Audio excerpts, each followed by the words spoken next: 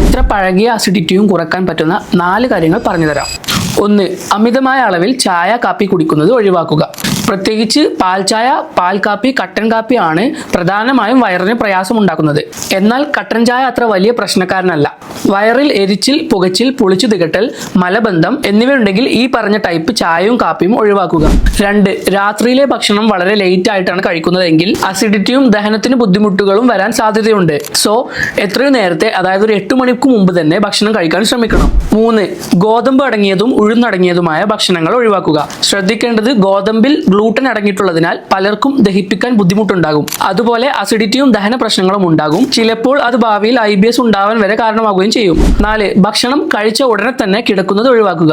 ഭക്ഷണം കഴിച്ചിട്ട് ഒരു 2-3 മണിക്കൂർ കഴിഞ്ഞ് ഉറങ്ങുന്നത് ശീലമാക്കിയാൽ അസിഡിറ്റി നമുക്ക് കുറക്കാൻ സാധിക്കും. അസിഡിറ്റി കൊണ്ട് ബുദ്ധിമുട്ടുന്ന നിങ്ങളുടെ ഫാമിലിക്കോ ഫ്രണ്ട്സിനോ ഈ റീൽ ഷെയർ ചെയ്ത് കൊടുക്കൂ. Be healthy.